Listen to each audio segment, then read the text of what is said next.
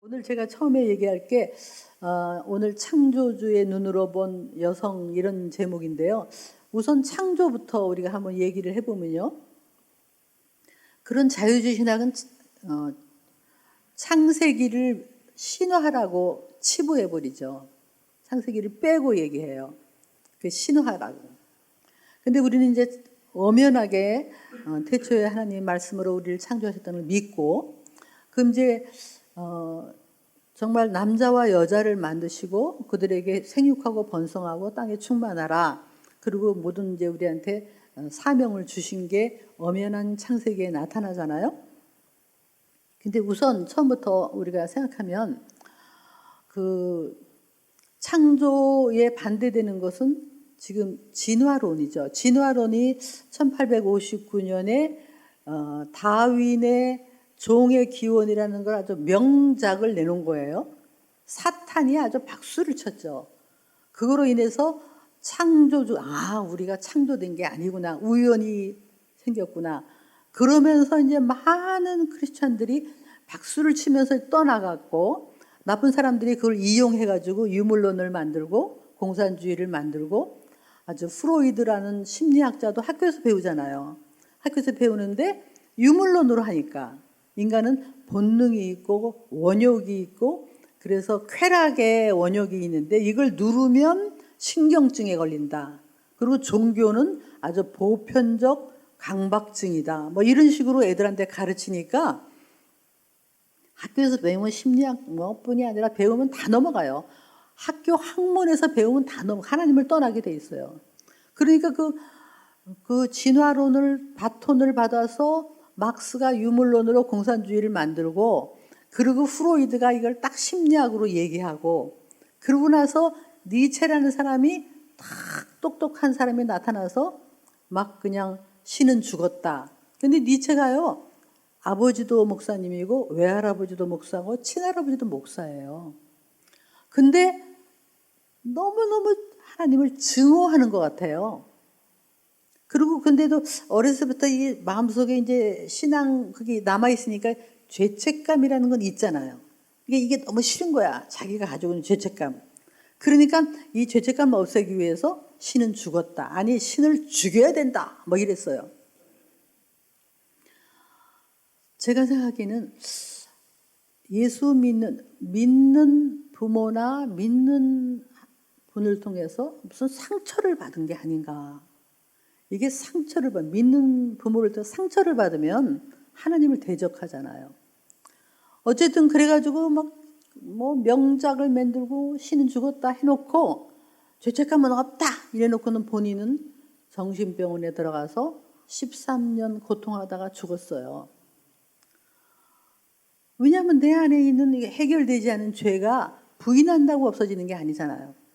그래서 그거를 예수의 보혈로 깨끗이 씻음 받는 그 복음을 못 들었기 때문에, 그래서 그 바톤을 탁탁 이어서요, 뭐 사르트르, 뭐 젊은이들이 환호를 했어요. 신은 없다. 그래가지고 유럽의 젊은이들이 전부 교회를 떠나고 교회는 완전히 무너진 거죠. 지금도 우리나라에도 대학에 들어가면, 지금 여러분 인터넷 쳐보세요. 유명한 철학가의 명언들 하면 그 사람들의 명언이 쫙 나와요. 네 인생의 주인 너다. 신을 의지하지 마라. 지성인이 신을 의지한다는 것은 비겁한 거다. 학교에서 가르치니까. 문학에서 가르치고 뭐 모든 윤리, 도덕은 없다. 막스가 얘기했잖아요. 도덕은 없는 건데 저 성경을 믿는 사람들 때문에 우리가 그래서 공산주의는 하여간 기독교하고는 완전히, 성경하고는 완전히 이거죠. 공산주의는 항상 성경을 말살하려고 했죠. 지금도 그런 싸움이 벌어지고 있는데, 그래서 심지어는 신학교를 가도 이런 학문을 배우기 때문에 이 창조를 믿는다는 것, 이것이 신앙의 가장 뼈저리게 창조를 믿어야 돼요. 그래서 요즘 학교에 가면 이제 진화론부터 가르치잖아요. 근데 이제 그거가 법정 싸움이 많이 벌어졌어요. 그래서 너무 진화론도 하나의 론, 티오리, 하나의 그냥 가설이잖아요. 하나도 입증되지 않은 가설이거든요. 다윈이 자기 종의 기원 서론에 내 이론이 입증되려면 이러한 모든 그런 것들이 다 증명돼야만 이 본론에 이런 것들이 다 그랬는데 하나도 증명 안 됐어요. 그렇지만 사람들은 그거 상관없어. 무조건 창조주가 없어야 돼. 그래서 지금까지 그렇게 진화론이 되고 있는데 지금 이제 과학은 진화론을 거부해요. 안 맞아요. DNA나 모든 것이. 그래도 상관없어. 아직도 학교에서 진화론을 가르치잖아요. 그래서 그게 법정 싸움이 뭐냐면 그래도 이론을 2가지 이상 가르쳐라. 진화론도 하나의 론이니까. 그러면 반대되는 과학 이론은 우리는 창조라고 얘기하지만 과학에서는 그거를 지적 설계론이라고 해요. 그죠? 그래서 모든 자연만 물론 어떤 아주 지적인 고도의 지적을 가진 존재가 이 모든 질서와 이런 것을 설계하지 않았으면, 디자인하지 않았으면 설명이 안 된다. 지적 설계론이라는 것도 이론이 있어요. 그럼 2가지라도 가르치면 좋은데, 그러니까 지적 설계론을 가르친 사람이 주장한 사람이 아인슈타인이죠. 아인슈타인은 과학자로서 모든 이 아주 intelligent being, 엄청난 지능을 가진 존재가 이 모든 것을 설계했다. 질서. 이거를 주장했어요. 근데 여러분, 아인슈타인은 그 창조한 지적 설계자가 있기는 있는데 그 설계자하고 자기하고는 관계가 없고 그랬기 때문에 그 사람은요 마지막에 정말 비도덕적이고 추악한 삶을 살았어요.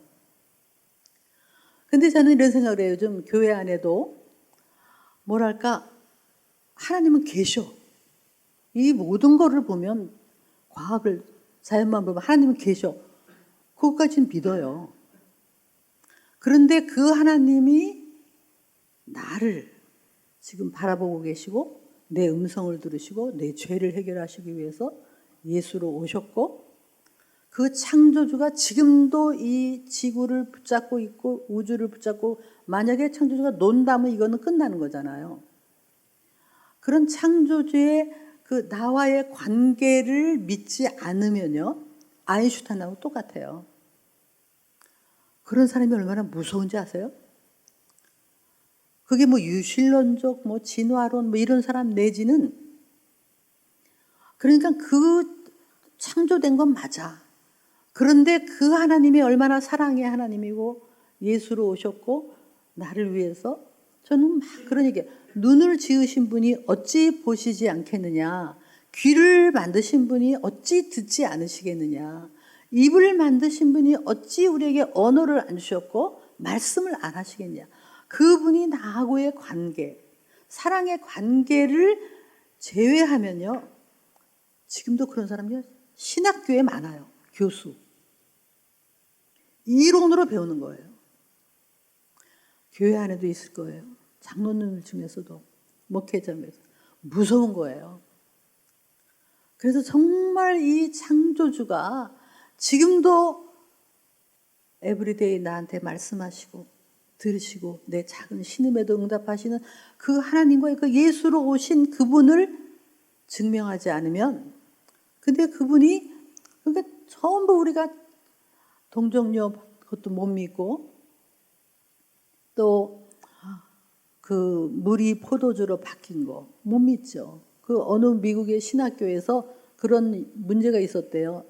시험 문제 중에서 요한복음 2장을 주면서 물이 포도주로 바뀐 이 본문을 뭐 해설하라. 사람들이 막 썼대요. 근데 어떤 학생 하나가 안 쓰고 가만히 있더래요.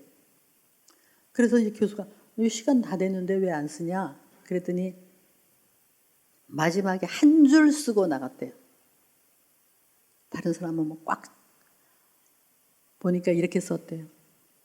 물이 창조주 주님을 만나서 얼굴이 빨개졌다. 이렇게 썼대요.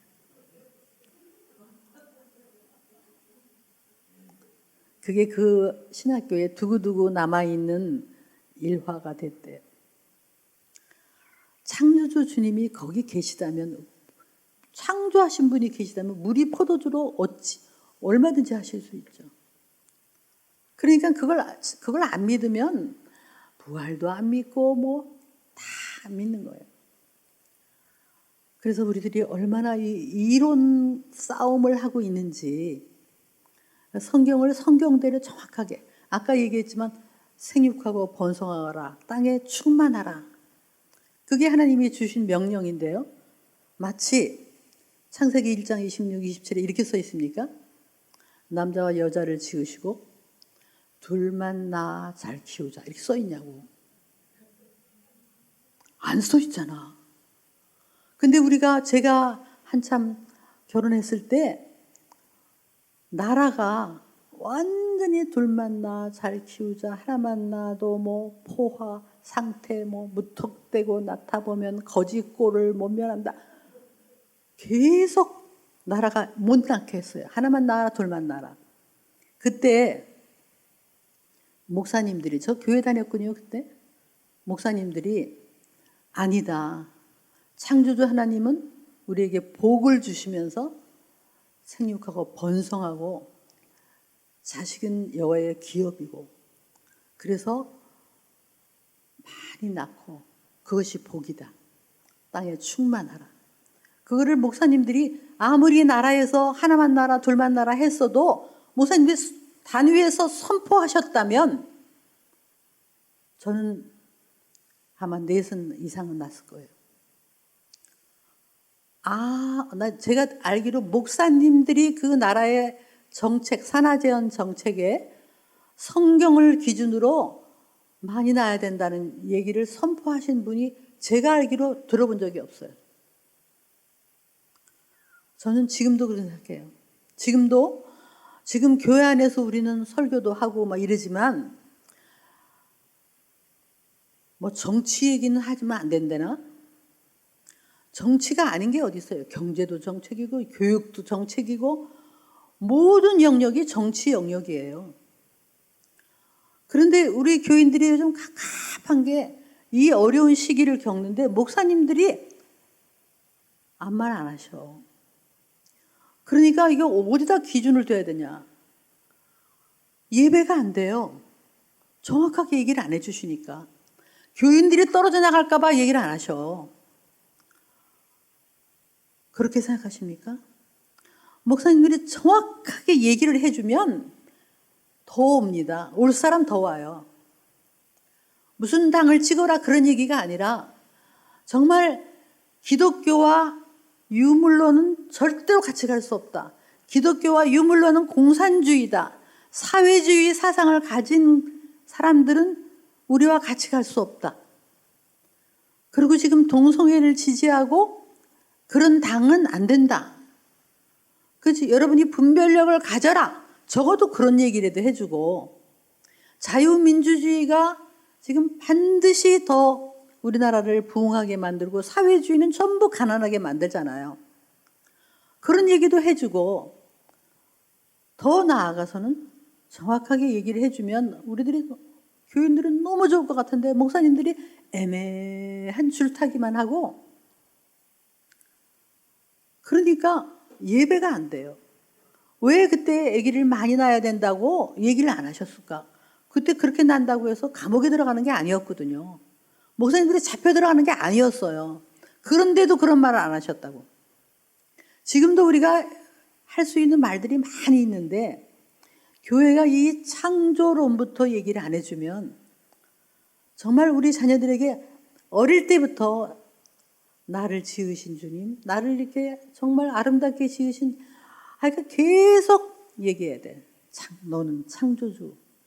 그분이 나에게 사명을 주셨고, 그런 것들을 계속 얘기해 주면서 나무 한 송이를 보고 꽃을 보면서도 창조주를 얘기하고, 그 창조주가 너를 사랑하시고 용서하시고 우리의 목소리를 듣고 계시기 때문에 기도해야 되는 거고, 그분은 거룩하시고 의로운 분이다. 뭘 계속 기본으로 돌아가야 돼요. 기본, 창조주. 그래서 여러분이 자신이 없으면 중고등학교 애들한테 창조 과학 하시는 분을 불러서 슬라이드로 얼마나 진화론이 비과학적인 거를 얘기해 줘야지 애들이 학교 가면 그걸 배워버리거든요. 진화론을 배워버리니까 배우고 나면 얘네들이 정말 창조주 하나님 믿을 수가 없는 거죠. 그러니까 다시 우리가 기본으로 근본으로 돌아가야 돼요. 근데 참 이 모세가 창세기 썼을 때만 해도 얼마나 여자들이 정말 대접을 못 받는 그런 시대인데도 하나님의 형상으로 똑같이 남자와 여자를 지으시고 그리고 그들에게 함께 동역자로서 그들에게 같은 미션을 주셨다는 이 내용만 해도 굉장히 파격적이죠. 여러분 한번 제가 질문을 해볼게요. 조금 델리케이트한 질문이지만 하나님이 남성이실 것 같으세요? 여성일 것 같으세요? 한번 대답하기 전에 한번 생각을 조금 한번 해보시고 대답을 해보세요. 생각을 해보세요. 하나님이 남성이실까? 여성이실까?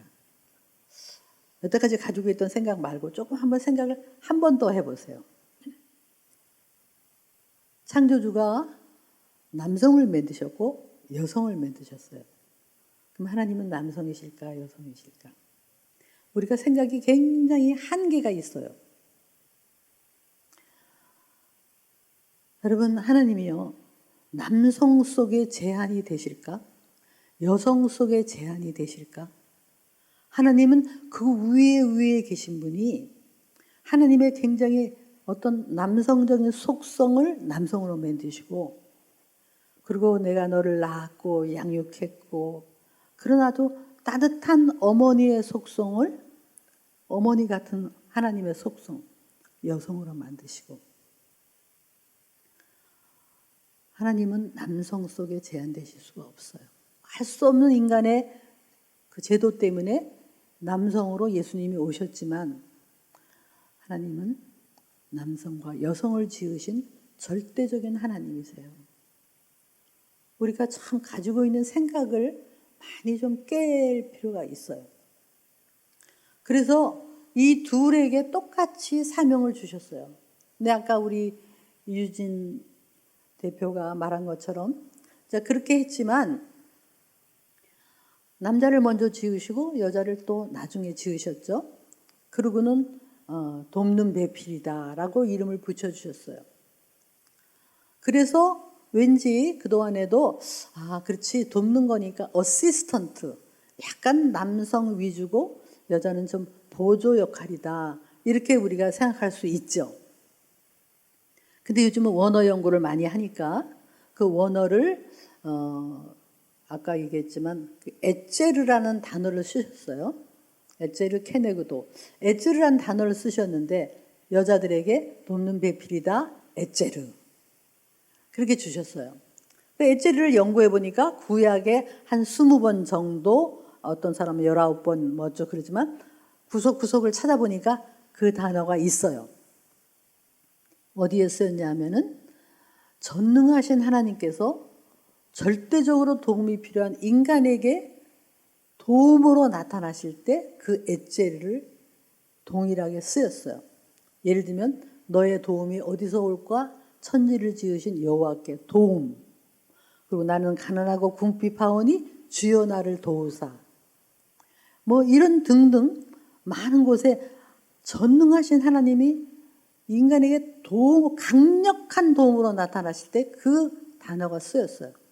몇 번은 군대가 패하고 있을 때 아주 강한 군대가 와서 도울 때 그 단어가 쓰였어요. 그러니까 이 에체르란 단어는 열등하거나 모자라서는 할 수 없는 강력한 단어예요. 그래서 어쩌면 누구는 또 그런 얘기를 해요. 중요한 것부터 창조하셨으니까 남자를 먼저 창조하고 여자를 나중에 창조하지 않았겠나. 뭐 이러면 제가 우스운 소리로 이렇게 얘기해요. 아유 그렇군요. 그러면 중요한 순서라고 말하면 인간보다 먼저 동물을 지었는데 제가 그렇게 농담으로 얘기하죠. 근데 정말 맨 마지막에 여성을 창조하셨어요. 저는 제 여성으로서 여성이 얼마나 강한지, 어머니가 얼마나 강한지, 여자들이 지혜롭고 강하고 모성은 너무나 강한 거예요. 그래서 이 여성이 남성들을 도우면, 그러니까 이 돕는 배필의 역할을 잘하면 남성도 살아나고 자녀도 살아나고 교회도 살아나는 거예요. 여자를 억누를 이유가 하나도 없어. 그렇죠? 저는 보면, 네. 그래서 이런 사실은 이 강의는요, 우리 남성들이 해줘야 되긴 돼요. 근데 아까 아버지 얘기 잠깐 했는데 저희 남편이 경상도 아주 팔남의 맏아들이고 딸이 주르륵 있는 맏아들이에요. 그러니까 이제 자기도 모르게 남성 본위로 살았겠죠. 제가 결혼하니까 저한테 이래, 야, 너 어디 갔었어? 밥 먹어라. 뭐 이러고, 그러면 나는 또 뭐 그냥 습관 따라 식사하세요. 그러면 알았다. 니는 안 먹나? 뭐 이랬단 말이에요. 근데 그러고 이제 이렇게 한참을 그냥 문제없이 살았는데, 뭐 이런 것도 공부하고 또 이러면서 남편도 교회에서 리더십이 되고 이러면서 제가 남편한테 얘기했어요. 여보, 성경에는 아내를 귀히 여겨라 그랬고 존중이 사랑인데 당신이 나한테 야 이렇게 반말하는 것이 조금 덕이 안 되는 것 같으니까 나한테 이제부터는 말을 좀 이렇게 존칭어를 써주면 어떻겠나고 아주 부드럽게 얘기를 했어요. 그러더니 남편이 저 부르지를 않아.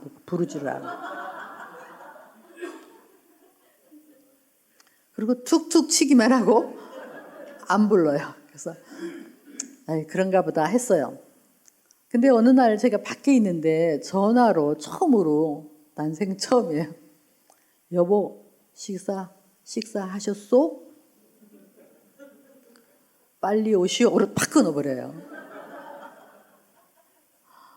저도 안 듣다가 들으니까 너무 어색하고 제가 어떤 생각, 남편이 노력하는구나. 참 그 전통을 깨기가 쉽지 않은데 노력하는구나. 그게 사랑으로 느껴졌어요. 집에 와서 여보 아까 당신이 그랬을 때 내가 눈물이 났어요. 나도 더 잘할게요. 근데 남편이 저한테 이렇게 말을 높이고 그러기 시작한 다음부터 애들이 아빠를 존경해요. 그런 어떤 우리 교회 안에 그런 우리가 어머니 학교, 뭐 아버지 학교 이런 게 있는데 그 아버지가 얼마나 희생적이어야 되고 그리고 사랑은 존중이다. 그거를 얘기를 해줘야 돼요. 그게 리더십이에요.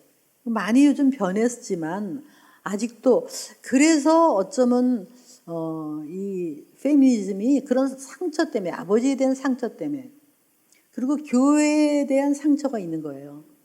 교회가 아직도 굉장히 남성 위주고 어느 교단은 여성 안수도 안 주고 뭐 그런 일이 있는데 제일 이게 안 변하는데 카톨릭이에요. 카톨릭은 아직도 뭐 신부는 젊어도 수녀들은 완전히 막 봉사만 하고 젊은 신부들이 완전히 남성 위주죠. 근데 기독교는 많이 변했지만 아직도 그래서 참 이런 운동은 우리가 여성들이 저는 여성들을 깨우죠. 여성들에게 우리가 정말 잘해야 된다.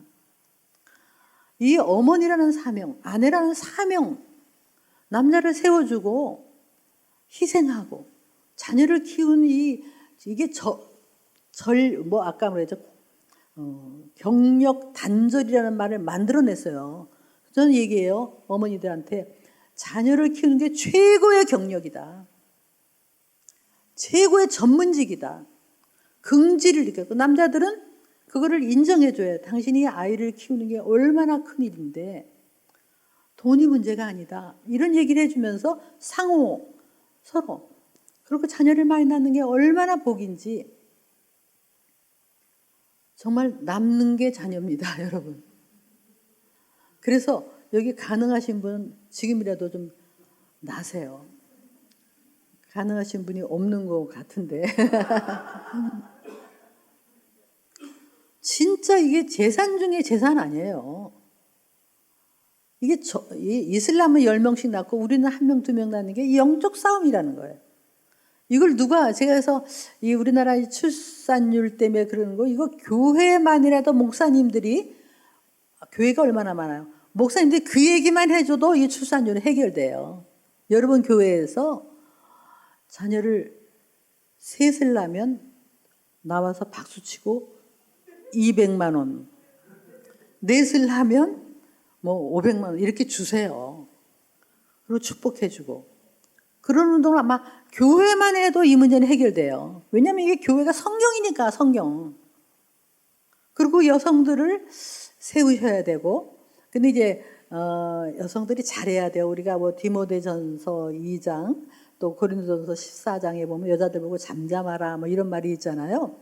그거를 여러분이 잘 해석해야 돼요. 그때 당시에 그 교회에 극성스럽게 방언을 하고 뭐 예언을 한다고 그러고 아주 그냥 교회에서 시끄럽게 구는 사람들이 있었어요. 여자들이.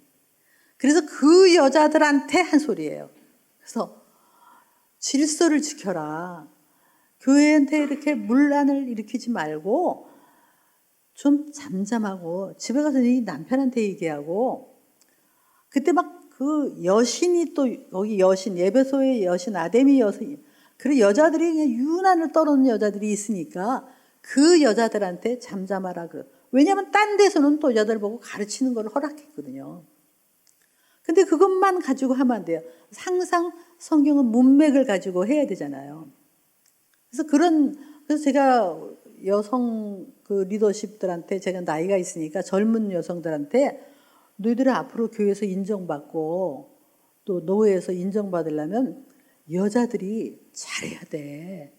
극성스럽게 굴지 말고 지혜롭게, 아름답게, 그리고 아주 뭘 준비해도 잘하고, 그렇게 해서 교회가 여성들을 정말 살리는 일을 해야 되니까 우리들이 정말 아름답게 시끄럽지 않게 해라.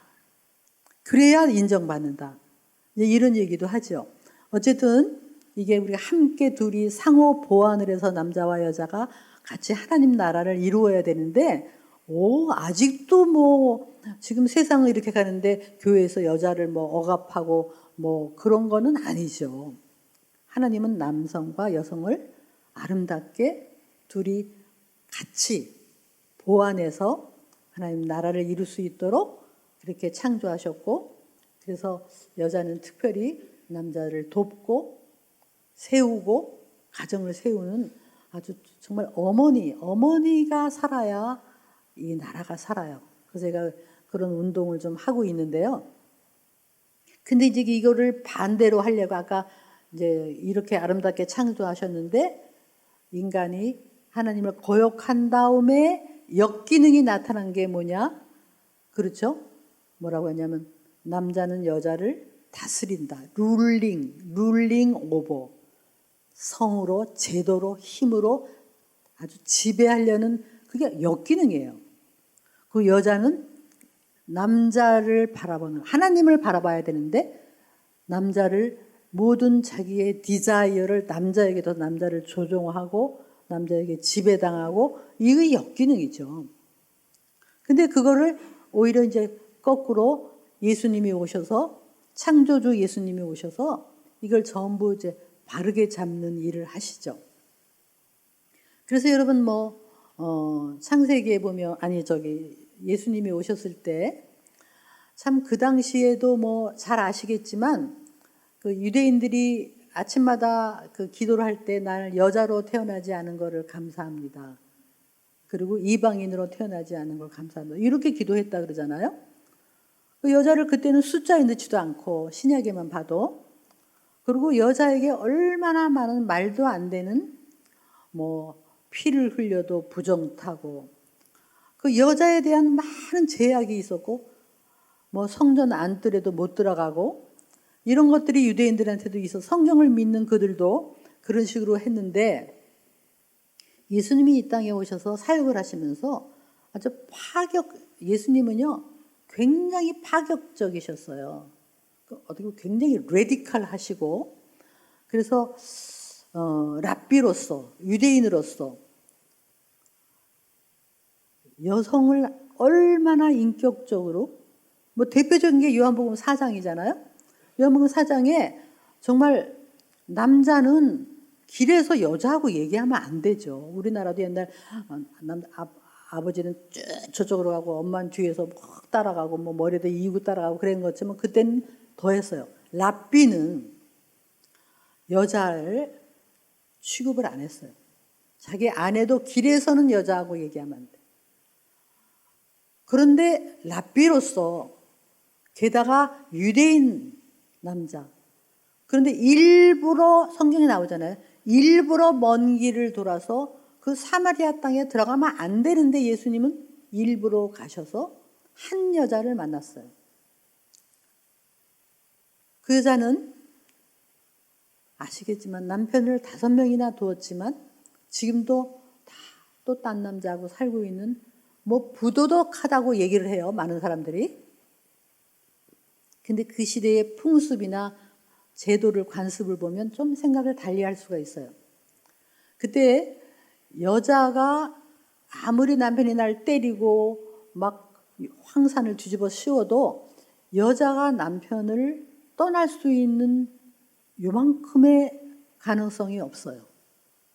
매마저도 살아야 돼. 왜냐하면 경제 시스템이 남자에게 붙어야 되니까 뭐 하나를 사도 남자를 통해서 돈이 돌아갔으니까요. 여자는 남편을 떠날 수가 없었어요. 그런데 남자는 아내를 버릴 수 있는 게 두 사람의 친구만 오면 돼요. 그래서 막 5만 가지 핑계를 가지고 남자들은 여자를 버릴 수 있었어요. 그럼 이 여자가 남편이 5명이나 있었다. 근데 지금도 없다. 그렇게 생각하면 이 여자는 남편한테 5번 버림받은 여자일 가능성이, 그것도 사실이죠. 그러면 어렸을 때 아버지한테 애지중지 그렇게 사랑받고 자랐을까? 아니죠. 그때도 여자는 아주 재산이고, 그러니까 아주 어린 나이에 어떤 남자한테 가라고 그래서 갔다가 버림받고 5번 버림받고, 그리고 지금도 할 수 없이 어떤 남자한테 붙어서 살 수밖에 없는 그런 여자를 예수님이 찾아오셨어요. 일부러 찾아오셨어요. 그리고 사람들 앞에서 우물가면 공공장소잖아요. 거기에서 여러분 사복음서에서 한 사람하고 제일 오랫동안 얘기한 그 일화가 바로 이거 아닙니까? 바로 전에 니고데모하고도 짧게 얘기했죠. 근데 이 보잘것없는 여자하고 오랫동안 길게 얘기하셨는데, 그것도 뭐 슈퍼마켓 어디니 이런 얘기가 아니라, 어쩌면 예수님은 우리 여성도 여성 속에 있는 영적 목마름, 제일 먼저 그 여자가 피폐한 얼굴로 다가올 때 말을 거시며 물 가지고 얘기 시작하고, 물 좀 달라. 그러면서 네 안에 있는 목마름, 그거를 얘기하신 거예요. 어쩌면 실존적 목마름, 여자도 남자도 우리의 영적 디자이어는 남편도 아니고 아내도 아니고 자식도 아니고 나를 창조하신 그분을 만날 때 이 만족함이 있는 그걸 아시고 한 여자를 보시면서 물 가지고 얘기하면서 내가 영원한 생수를 줄 수 있다. 이 여자가 처음에는 선지자인 줄 알고, 그리고 그 물을 달라. 그러니까 남편 얘기를 꺼내면서 지금 있는 남편도 네 참 남편이 아니구나. 그러면서 마치 예수님이 진정한 신랑이 되실 것 같이 얘기를 하시면서, 그리고 여자하고 신학적인 얘기를 하면 안 되는 거죠, 유대인들은. 근데 처음으로 예배에 대한 예배 신학, 예배는 장소의 문제도 아니고 네가 있는 곳에서 신령과 진정으로 예배하는 것이 참 예배라는 이 예배에 대한 정의를 내려주셨어요. 그 여자가 그 예배에 대한 목마름이 생기면서 얘기하기 시작했죠. 그러면서 자기 정체성을 찾은 거예요. 내가 그동안에 너무 불행했는데, 남편 때문에 불행했는데, 이제는 내 안의 목마름을 채워줄 수 있는 나의 창조주, 그분을 만났다.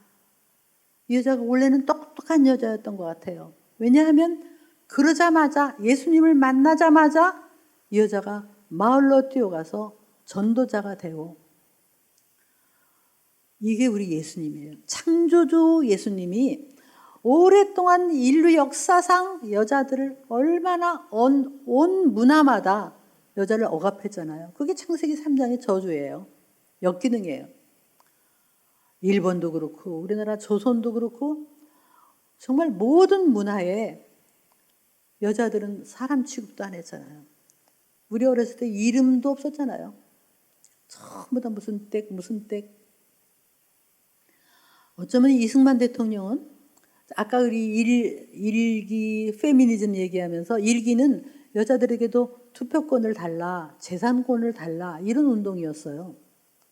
그래가지고 그걸 하기 위해서 영국 같은 데서는요, 막 피 흘리는 일이 많았어요. 여자가 그걸 주장하면 완전히 거의 죽이다시피 하고, 그래서 피를 통해서 참정권을 얻었어요. 근데 우리나라는 피 하나 안 흘리고 이승만 대통령이 나와서 여자들을 교육시키고, 그리고는 여자에게 처음으로 우리나라 투표가 시작되자마자 여자들은 하나도 피 안 흘리고 투표를 하기 시작했고, 그다음부터 여자들이 다 이름을 갖기 시작했고, 여자들이 예수 믿고요 많이 깨어났어요. 그때 언문이라고 그랬잖아요.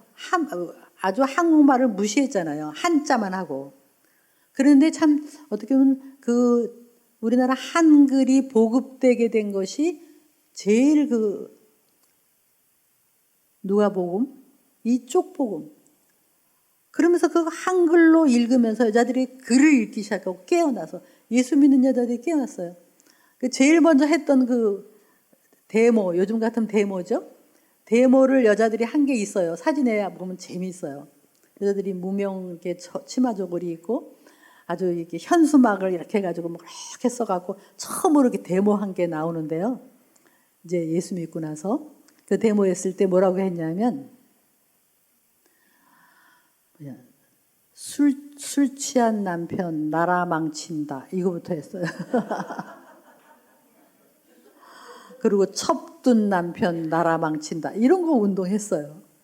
얼마나 술골에 얼마나 첩을 두고 그런 거를 처음으로 그렇게 하면서 참 많은 여성들이 깨어나고, 거기 이제 그 중에 여러분이 교회 역사를 공부하면 교회 역사도 교인들에게 많이 가르치셔야 돼요.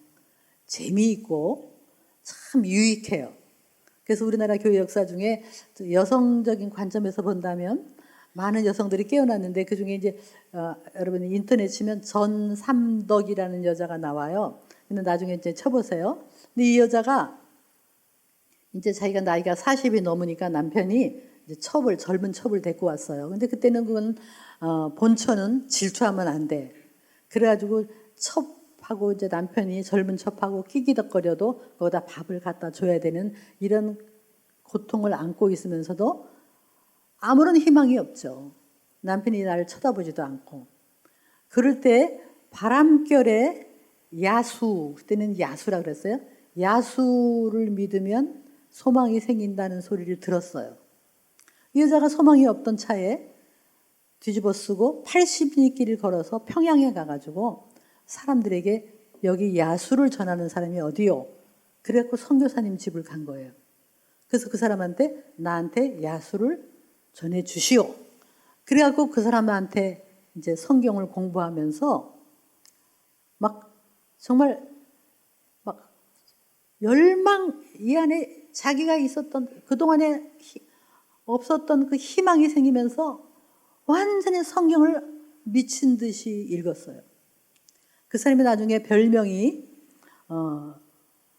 전도부인이라는 별명을 얻었는데, 영어로 보니까 바이블 워먼이에요. 성경을 읽었어요. 성경을 읽으면서 이 사람이 깨어나기 시작한 거예요. 여자가. 그래가지고 거기 보니까 세례를 받는 게 있어. 그럼 나도 세례 주시오. 그랬더니 그때 남녀 칠석 부동석이다. 그래가지고 그 여자가 처음으로 한 게 뭐냐, 휘장을 치고 구멍을 뚫고 여자가 머리를 내밀고 바깥에서 남자 선교사가 요 머리에다가만 세례 준 그런, 그래서 그 인터넷 치면 휘장 세례라는 것도 나오면 이 여자 이야기예요. 어쨌든 이 여자가 나중에 예수 믿고 나서 쓴 글에 이거예요. 나는 눈이 있어도 보지 못하고 귀가 있어도 듣지 못하고 입이 있어도 말을 하지 못하는 한 여자였는데 이제 예수를 안 뒤 나는 말할 수 있고 볼 수 있고 들을 수 있고 전할 수 있는 자주자가 되었으니 이 어찌 감사한 일이 아니리요. 이렇게 얘기하고 이 여자가 깨어나서 많은 교회를 세우고 엄청난 전도를 하고 독립운동도 하고 여자 학교도 세우고 이 한 여자가 예수님을 만난 다음에 마치 그 요한복음 4장의 여인이 정말 그렇게 살 수밖에 없었는데 예수를 만난 뒤 완전히 새로운 정체성을 가진 것처럼 이런 역사가 한둘이 아니에요. 그래서 선교가 들어가는 곳마다 여성을 깨웠어요. 어린 여자들을 깨웠어요. 그래서 저는 이 여성들을 깨워야 되는데 저희 아까 이화 학교가요. 이화 학당으로 시작했잖아요. 그때는 여자를 보내지도 않았어. 딸도 안 보냈어, 거기를. 무슨 소문이 나왔냐면 저 학교에 보내면 눈이 새파란 서양 사람들이 여자들의 딸들의 간을 빼어 먹는다. 뭐 이런 소문이 막 그때처럼 막 가짜 뉴스가 막 돌아가지고 SNS가 돌아갔고 안 보냈어. 첩의 딸 뭐 이런 게 오고. 그러나 뭐 결국은 이제 그 학교가 이렇게 좋은 학교가 됐는데 정말 그렇게 어렵게 시작한 여자 학교 이화대학이 된 거예요. 그런데 이화대학이 지금 너무나 하나님을 떠나고 지금 총장, 이사장 다 완전히 말로 살 수가 없어요. 그러니까 이 학교 안에, 이화대학 안에 채플실에서도 창조를 안 믿고 예수님을 안 믿는 그런 목사들이 직업상 교목이 되어 있는 거예요. 채플은 뭐 애들이 할 수 없이 가지만 참 거기서 메시지 선포하는 게 너무 어렵고요. 지금 그래요. 그래서 이거를 제가 이제 한동대학교 때문에 이제 우리는 사수해야 된다. 한동대학은 정말 끝까지 이걸 지켜야 된다고 막 얘기를 막 하는데 총장이 누가 오느냐에 따라 다르고 교수 한 사람에 의해서 완전히 바뀔 수 있고 이런 게 신학대학도 그렇잖아요, 지금. 그래서 어디 우리가 자꾸 기본부터 가야 되고 이 예수님이 오셔서 이 요한복음 4장의 여인을 살리신 것뿐이 아니죠. 여러분 바르다와 마리아 이야기도 아시잖아요. 예수님이 오셨기 때문에 손님이 많이 와서 바빠. 그러니까 막 이게 봉사를 하려면 일을 해야 되잖아요. 그러니까 마르다가 부엌일을 막 하고 있는데 마리아가 얌체처럼 예수님 발 아래 앉아서 고르고 앉아 있으니까 와서 예수님, 주님, 아유 지금 바쁜데 예를 들어 좀 부엌에 와서 좀 날 도우라고 하소서. 그러면 우리가 상식적으로도 마리아야 먼저 가서 좀 부엌일을 하고 봉사를 하고 그러고 오는 것이 옳겠다. 이렇게 얘기하면 아무 무리가 없어요. 근데 예수님은 정말 뜻밖의 네가 많은 일에 분주하지만 가장 중요한 일을 잃어버리겠구나. 그럼 마리아 보고 너는 좋은 것을 택했다. 빼앗기지 아니하리라. 하나님의 말씀을 듣는 것이 좋은 것을 택했다. 이렇게 얘기하셨어요. 만약에 그때 예수님이 마리아야 먼저 부엌일을 돕는 것이 옳겠다. 이렇게 얘기했으면 그동안의 한국교회 여전도의 헌신 예배는 반드시 그 말이 들어갔을 거예요. 마리아야 부엌일을 돕는 게 먼저다. 그래서 제가 이제 요즘은 여전도회가 그동안에 보면 항상 여전도회가 이렇게 헌신 예배 이렇게 하면 여자들은 이제 한복 입고 다 와요. 그래서 주보도 나눠주고 사회도 하고 뭐 이렇게 하고 말씀은 남자 목사님이 하고 그 뒤에서는 참기름 짜서 팔고 김치 지어서 팔고. 그게 여전도의 헌신 예배의 어쩌면 모양이었어요. 지금은 좀 바뀌었을지 모르지만 오랫동안 여자들은 그냥 한복 입고 안내하고. 그래서 제가 바른 여성 선교회라는 거를 지금 만들어서 지금 대표로 뛰고 있는데, 이게 선교회를 좀 바꿨으면 좋겠다. 그래서 우리가 아까 우리 그 슈브 젊은 아이들이 하는 거를 좀 돕고, 우리가 다음 세대를 도와야 되잖아요. 그래 정말 다음 세대에 이 너무 아름답게 이렇게 자기를 꾸미는 거를 너 누구 좋으라고 그렇게 꾸미고 다녀? 막 이러고 야단을 하니까. 그래서 정말 지금 교회 안에도요, 주일학교 교사, 전도사, 너무나 이 페미니즘에 돼 있고 창조를 안 믿는 사람들이 많아요. 그들이 애들을 가르치니 뭐가 되겠어요? 그래서 우리 교회가 사실은 한국 교회만 깨어나면 우리나라가 바뀌고 정신을 바짝 차려야 되고, 어쨌든 지금 사회주의는 가난하게 만들어요. 그 우리나라가 사회주의로 가면 안 돼요. 무상분배 이렇게 가면 안 되고, 공산주의는 하나님을 대적하잖아요. 그래서 그것들을 우리가 다른 건 몰라도 이거를 설교 시간에 얼마든지 얘기할 수 있어요. 유물론이 잘못됐다는 거를, 창조를 여러 각도에서 얘기할 수 있잖아요. 그래서 우리들이 정말 창조주 하나님을 믿게끔 만들고, 근데 예수님이 오셔서 많은 것을 회복시키셨지만 그 중에서 오늘 여성적인 관점에서 본다면 이렇게 한 여성을 살리시고, 요한복음 4장에서 나는 배도 안 부르다 그러셨어요. 배고프지 않다 그래서요. 너무너무 기뻐해서 한 여자를 살린 것을 통해서. 그리고 마르다와 마리아 얘기뿐이 아니라 혈루병 여인도 정말 하혈을 하면 부정탄다. 그러면요, 이 여자한테 타취를 당하면 이 남자도 부정을 타는 거예요. 그러니까 남자들이 전부 기피하고, 모든 종교는요, 그런 게 있죠. 부정 탄다는 개념이 있어요. 그래서 더러운 것에 닿으면 나도 부정하다. 이게 모든 종교잖아요. 기독교는 더러운 것을 타취해서 깨끗하게 하는 게 기독교죠. 우리가 부정 타는 게 아니에요. 부정한 것을 우리가 타취해서 그것을 깨끗하게 하는 거예요.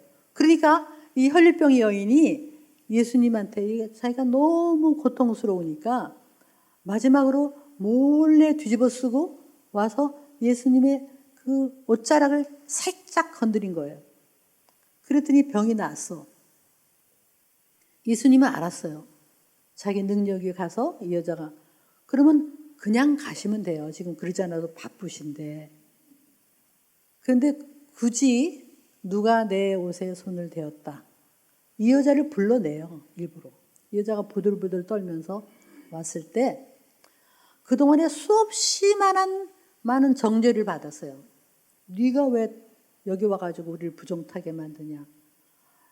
10수년을 그 고통 속에 살았는데, 랍비이시고 구세주이시고 창조주이신 예수님은 이 여자를 불러내서 딸아, 네 믿음이 너를 구원했다. 평안히 가라. 일부러 많은 제자들이 다른 데 들으라고. 이 여자가 부정했지만 내가 이 여자를 깨끗하게 했다. 그게 우리 예수님이에요. 예수님의 이 행적을 보면 굉장히 급진적이고, 이뿐이 아니에요. 수없이 많은 여성들을 살리시고 존중하시고, 저는 최고의 멋있는 남성은 여성을 존중하는 거예요. 그렇죠. 에베소서 5장에도 그렇고, 정말 베드로전서 7장에도 정말 얼마나 남자들은 여성을 존중하고 귀히 여기고, 또 여자들은 남자에게 순종하라. 그러면 그걸 이 페미니즘이나 요선보면 아유 그냥 아이고 때가 어느 때인데 그냥 여자들이 순종하라고 이게 말이 돼? 뭐 이렇게 하죠. 저는 이렇게 생각해요. 회복된 여성은 순종할 수 있어요. 예수님을 만난 여성은 남편을 세워줄 수 있어요. 열등감이 없는 사람은 남편을 얼마든지 섬기고 봉사하고 희생할 수 있어요. 예수님이 나의 주인인 여성은 얼마든지 억지로가 아니라 마치 예수님이 하나님과 본체시지만 자기를 낮춰 순종하신 것처럼 우리 여성이 모자라서가 아니라 하나님을 만나면 우리가 모자라서가 아니라 너무나 남편을 세워줄 수 있고 희생할 수 있고 겸손할 수 있어요. 저는 오히려 예수님을 개인적으로 만나고 남편이 나를 존중한 다음부터 남편한테 정말 극진하게 남편을 제가 섬겨요. 피차 섬기는 거예요. 이런 아름다운 결혼을 우리 젊은 세대에게 가르쳐줘야 돼요. 그러니까 제가 결혼 코칭이라는 책을 쓴 게 있는데요. 거기서 제가 결혼도 비전이다. 결혼도 사명이다. 그렇게 얘기하고 그다음에 사랑은 성적 끌림이 사랑 아니다. 사랑은 감정만이 아니다. 사랑은 너를 착취하는 것도 아니고 소유하는 것도 아니다. 참사랑은 책임을 지는 거고 존중을 하는 거고 그리고 이해를 하는 거고 세워주는 거.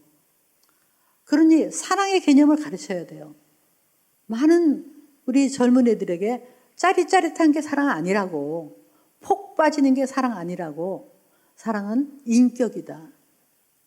사랑은 상대방을 언더스탠딩하고 케어하고 배려하고 존중하는 거다. 근데 그거를 예수님이 하셨어요. 예수님이 정말 우리를 존중하시고 배려하시고 이해하셨기 때문에 우리를 살리셨고, 그리고 고린도전서 13장에도 사랑은 오래 참고 온유하고 이기적이지 않고 오래 뭐 이런 얘기가 나오는데 그거 우리가 못해요. 근데 그거 전부 예수님을 대입하면 다 돼요. 예수님은 오래 참으시고 쉽게 화내지 않으시고 예의를 가지시고 그리고 끝까지 바라고 믿고 견디고, 그게 정말 그런 사랑을 우리 젊은 애들에게 가르쳐 주셔야 돼요. 그래서 정말 예수님은 이 땅에서 모든 여성들, 뭐 남성, 예수님은요, 요즘 그 부자도 찾아가셨죠. 이게 가난한 자도 찾아가셨지만 가난한 자만 찾아간 게 아니에요. 고위를 다 떠나서 모든 사람을 살리시기 위해서 니고데모도 만나시고, 그렇게 니고데모는요 그 이후에 안 나타나죠. 그 예수님을 만나고 밤에 몰래 와서 예수님 말을 듣고 그리고 안 나타나요. 근데 마지막에 나타나잖아요. 니고데모 예수님 장사하셨을 때, 돌아가셨을 때 와서 아리마대 요셉과 함께 예수님을 장사 지내는, 그러니까 예수님의 제자가 됐었죠. 그리고 이 여자도 얼마나, 예수님은 여자도 12제자가 있었죠. 남자 제자들이. 근데 어쩔 수 없이 남자들과 다니셨지만 여자들도 많이 따라다녔어요. 요한나 뭐 수산나 그런 마리아 이런 여자들이 따라다니면서 자기의 물질로 예수님을 돕고 그런 사역을 했어요. 동역자예요. 예수님이. 그런 것도 하셨고, 또 브리스길라 뭐 이런 여자도 얼마나 큰 역할을 했습니까? 그래서 그런 우리가 좀 마음을 넓히고 여자들을 살려주고, 이렇게 되면 페미니즘이 자리를 못 잡죠. 남성들이 여성을 존중하고 세워주는데 왜 페미니즘이 극성을 떨겠어요? 근데 이제 참 이게 우리가 상처가 있는 사람이 상처로 반응하는 거예요. 아까 니체 얘기도 했지만 그 어쩌면 남성에 대한 상처가 있어서 그럴 수도 있죠. 근데 그래서 우리 남성들이 혹시 딸한테 나중에 좀 딸이 크면 한번 그래주면 좋을 것 같아요. 아빠가 혹시 너한테 이렇게 부정적인 아버지 역할을 한 게 있었으면 용서해라. 아빠는 너를 사랑하고 너를 딸이어서 너무 감사하고 이렇게 얘기를 확 해주고 그리고 사랑한다 그러고 귀하다 그러고 우리 공주님 뭐 이렇게 하면서 여러분이 딸을 막 올려주면 딸이 페미니즘 안 빠지지요. 그래서 여러분 좀 여기 저 폰에다가도 딸 이름을 입력하지 마시고 둘이 딸 이름은 첫째 공주, 둘째 공주 이렇게 한번 입력하세요. 그래서 전화가 오면 우리 공주님 자꾸 그러세요. 그러면 애들이 얼마나 아빠하고 사랑이 되잖아요. 그렇게 입력하세요. 어떤 사람은 기도 제목 1, 기도 제목 2라고 입력하는데 예. 그러니까 특히 애들이 성장하면서 아빠가 인정하면 굉장히 자존감이 높아지죠. 아들한테 여러분 자꾸 인정하세요. 이런 말 하죠. 네가 내 아들이어서 참 좋다. 이런 말 좋잖아요. 그리고 자랑스럽다. 이런 말. 든든하다. 이런 말을 좀 하세요. 그렇게 하면 관계가 좋아야 이런 애들이 아빠가 믿는 예수님을 거부하면 안 되겠잖아요. 그리고 딸들이 아빠를 싫어해가지고 애들이 이상한 쪽으로 빠지면 안 되니까 우리가 가정에서 아이들하고 회복하셔야 돼요. 그래서 아빠가 자랑스럽다 이런 얘기를 하세요. 제가 그걸 하라고 그렇게 주장을 해도 잘 못하시더라고요. 저분이 이 강의 끝나자마자 어떤 목사님이 아들하고 이렇게 있길래 아유 목사님 아드님이세요? 아유 참 자랑스러우시겠다 그랬더니 자랑스럽긴요 뭐 못났습니다 이러셔요. 그 말 하는 게 너무 어려운가 봐요. 근데 우리가 정말 이 말이 영성이에요. 말대로 되고 우리 하나님께서 우리에게 말을 주셨으니까 이렇게 참 그래서 예수님이 오셔서 여성들도 살리시고 남성들도 살리시고 우리를 구원하시고 그 이방인 여성도 살리시고 참 그거 다 찾으면 막 끝이 없어요. 대단히 레디컬해요. 그 사도 요한 바울도 제가요 1년 반 전에 뇌졸중으로 쓰러졌어요. 그래가지고 몇 개월 동안 중환자에 있었어요. 그래가지고 제가 이게 도대체 내가 사는 건가 죽는 건가 그러고 있는데 거기 비상벨이 있어요. 쭉 눌렀더니 간호사가 막 오더라고요. 그러면서 뭘 도와드릴까요? 그래서 내가 저는요 연명치료를 하지 말아주세요 그랬어요. 그러더니 저를 확 그러면서 환자는 그 정도 아니니까 부르지 마세요 그러더라고요. 그래서 내가 그 정도 아닌가 보다. 그 다음부터 이렇게 회복이 됐는데 아직도 좀 언어가 제가 이렇게 좀 어눌하고 이게 좀 어눌하지만 제가 다시 깨어났을 때 이런 생각을 했어요. 다시 살려주셨으니까 나머지 남은 인생을 정말 한번 주님이 기뻐하는 일을 해보고 싶다. 그래가지고 지금 얼마가 될지 모르고 그래서 제가 우리 이 젊은이들을 만나면 너무 좋고 하여간 지난번에도 불러서 피자 사주고 그랬지. 하여간 많이 좀 도와주시고요. 그렇게 하세요. 그런데 제가 이렇게 살아나서 다시 이렇게 활동도 하고 이러면서 정말 너무나 우리나라가 지금 문제가 많죠.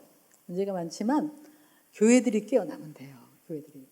근데 예수님이 얼마나 멋진 남성으로 나타나셨는지 정말 여성을 존중했다는 것만 해도 저는 너무 감사하고 여성을 살리시고 기뻐하시는 우리 예수님 모든 것을 배우고 있는데 그때 이제 사도 바울도 나중에 사도 바울이 나타나는 곳마다 또 무리를 일으켰어요. 그래갖고 굉장히 정말 브리스길라 아굴라하고 같이 동역도 하고 그러면서 많은 일을 했는데 사도 바울이 한 말 중에 이런 말이 있죠. 그리스도 예수 안에서는 남자나 여자나 종이나 자주자나 유대인이나 이방인이나 특히 남자나 여자나 뭐라 그러냐면 다 아브라함의 자손이라 그랬어요. 유대인들이 펄펄 뛰는 거야. 아브라함의 자손이면 얘네들이 부들부들 떠는데 이방인도 아브라함의 자손이라고? 그 다음에 여자도 아브라함의 자손이라고? 사도 바울은 그렇게 선포했어요.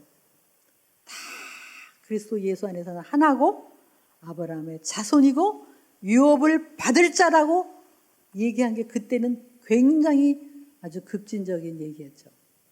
그래서 기독교 복음이 들어가는 것보다 어느 나라나 거기 가면은 여성을 회복시키고 가정을 회복시키고 그렇게 엄청난 이 기독교 복음은 굉장히 혁명적이죠.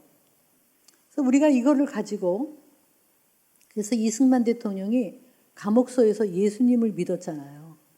믿고 나서 이 사람이 어떻게든지 기독교 국가를 만들고 꿈을 꿨어요.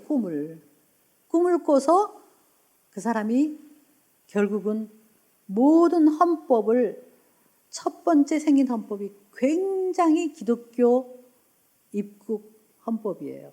놀랍게. 처음으로 헌법이라는 재헌국가가 생겼는데 그리고 재헌국가가 생기자마자 기도로 시작했고 그리고 여성들을 세우고 그리고 완전히 그때 정말 토지개혁을 해갖고 뭐 공산주의는 뭡니까? 이 자본가들이 나쁘고 이 농민들은 이 혁명을 해야 된다 그랬잖아요.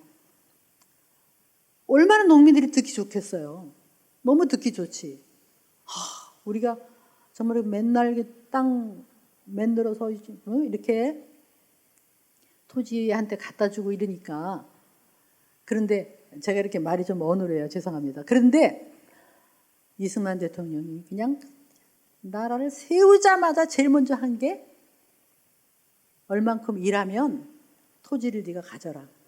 제도를 바꿨잖아요. 그리고 토지 가진 사람한테는 다른 대안을 주고 그래서 이게 토지 개혁이 엄청나게 했기 때문에 6.25가 나서 공산주의가 내려왔을 때 니들 우리 공산주의는 니들한테 토지를 갖게 해준다 해서 귀뚱이도 안 들었어요. 이미 난 토지를 가졌는데 토지 문서를 가졌잖아요.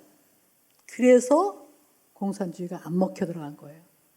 그리고 얼마나 교육을 시켰습니까? 그때는 글 모르는 사람이 문맹률이 거의 80%였어요.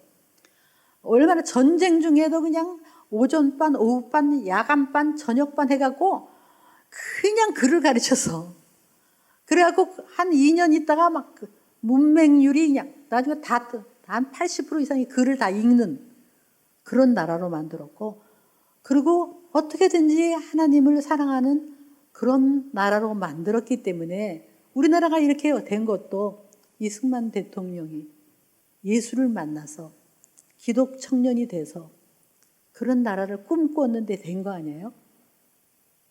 저는 이 젊은이들이 이런 나라에 대한 사랑을 갖지 않으면 예수를 정말 믿으면 나라에 대한 사랑을 가져야 돼요.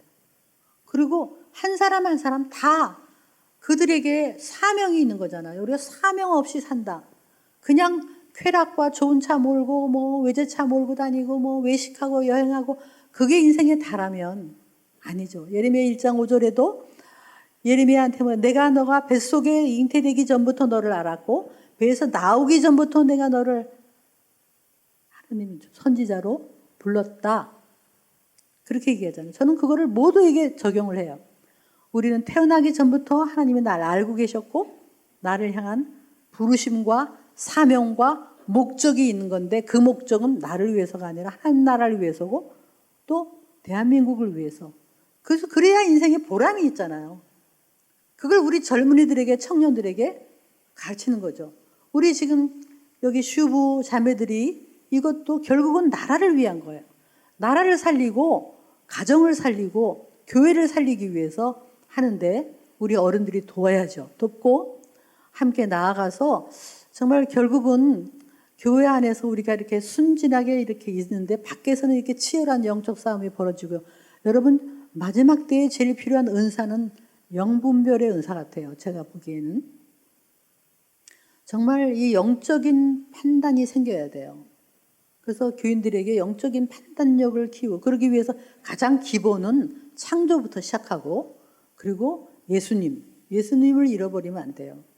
예수님이 정말 이 땅에 오시면 정말 물이 창조주를 만나서 얼굴이 빨개지는 거죠. 창조주가 나를 사랑하시고 그럼 못하실 게 뭐가 있겠어요.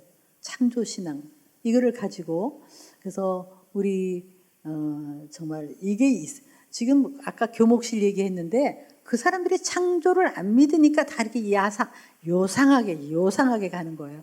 많은 신학교 교수들이요 창조를 안 믿어요. 하도 조금 찝찝하니까 창조는 믿는데 그 다음에 수십억 년 동안 이렇게 유실론적 진화론을 믿고 그러면서 제대로 안 믿는 거예요. 그런 사람들은요 사람들이 아주 교활해요. 예수님을 안 믿으니까 이론적으로는 뭐 신학을 얘기하는데 그걸 분별하셔야 돼요. 저는 대충 분별해요. 딱 보면 목사님이 설교할 때 보면 아 이분이 창조에 대한 철저한 신앙이 없구나. 그래요. 그걸 알면 그거부터 시작돼요. 여러분 교인들한테도 계속 창조 그리고 예수님을 놓치면 안 돼요. 정말 제 이제 딸이 미국에 있어요. 근데 손녀딸을 낳았어요. 근데 걔 보고 이제 자꾸 손녀딸한테 예수님 얘기를 하니까 얘가 이제 영어로 Where is Jesus? I can't see. 예수님 얘기 자꾸 나보고 예수님한테 기도하라는데 예수님이 어디 있어? 안 보이잖아. 이러는 거예요. 그래서 제가 웃고 말았는데 제가 요즘 이런 거를 적용하면서 드는 생각도 여러분 설교에도 설교를 열심히 해요. 끝나고 나서 보세요. 설교에 예수님이 어디 있었나? Where is Jesus?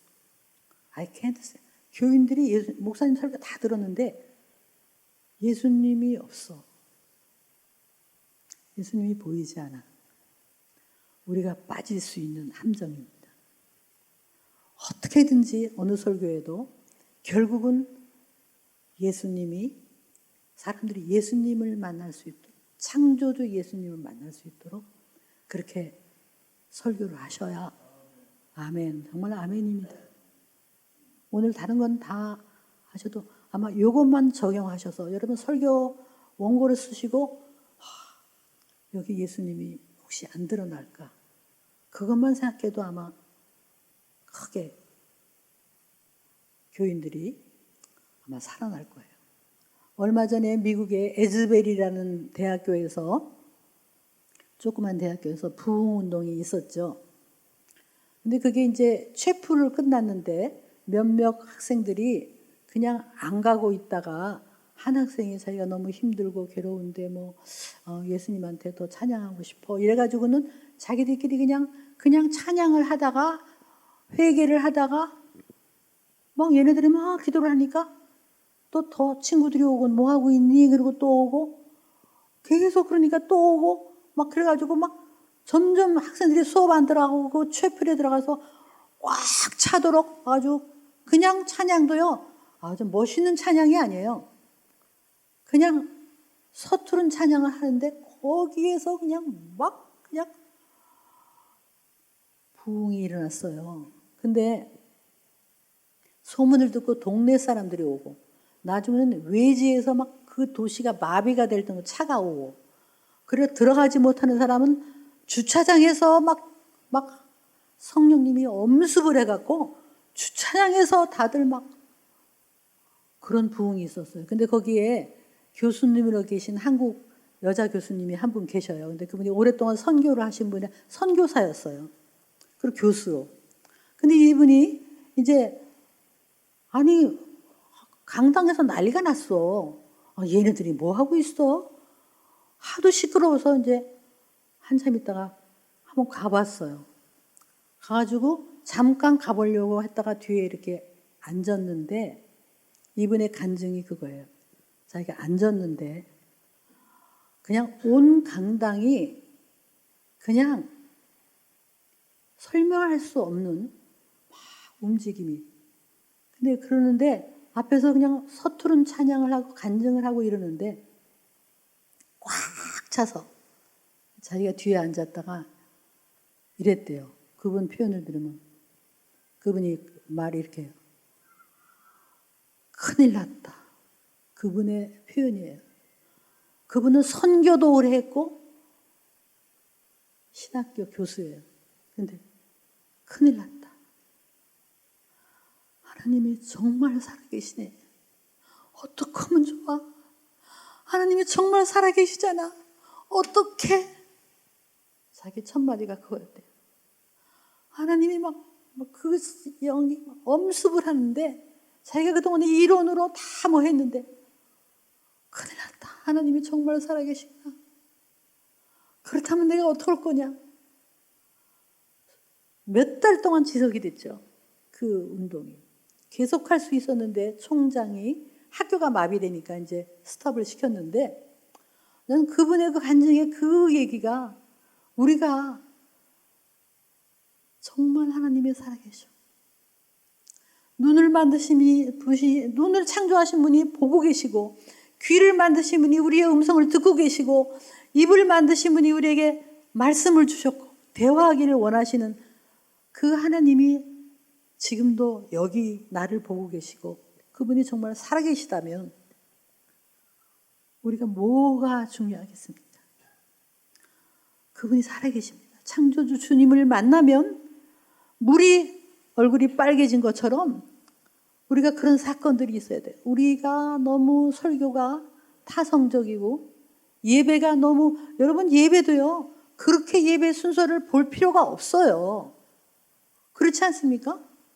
예배 그렇게 봐야 뭐 다음에 뭐 장로 기도 다음에 뭐 다음에 그 순서가 너무 오래돼서요.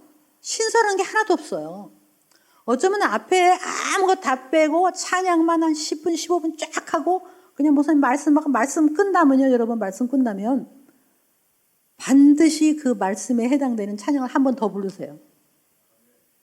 사람들이 그 말씀을 묵상할 수 있도록 찬양을 불러서 일으키고 예배가 좀 가면은 뭐가 하나님 살아계시다는 걸 느껴야지. 너무너무 예배가 타성이고 장로님 기도는 맨날 똑같아요. 뭐 처음 시간이니 마치는 시간까지 뭐 봉사하는 손길을 축복하시고 뭐 목사님의 말씀에 기름 부으시고 하나도 기름이 없는데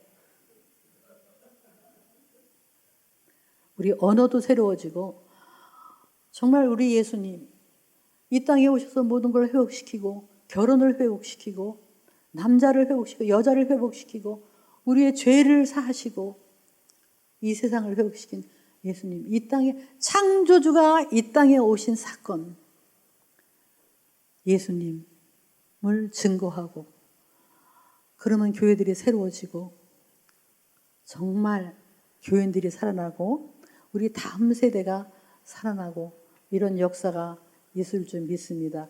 제가 좀 이렇게 어눌한 거를 용서하시고 뭐 여러분과 좀 대화를 많이 나누고 싶고 그래서 이렇게 두서없이 말씀을 전했습니다. 잠깐 기도로 마치겠습니다.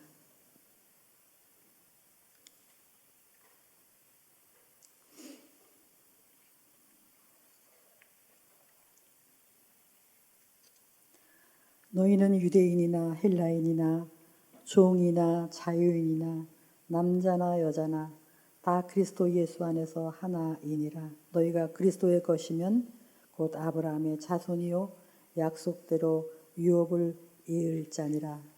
누구든지 그리스도 안에 있으면 새로운 피조물이라. 이전 것은 지나갔으니 새 것이 되었도다.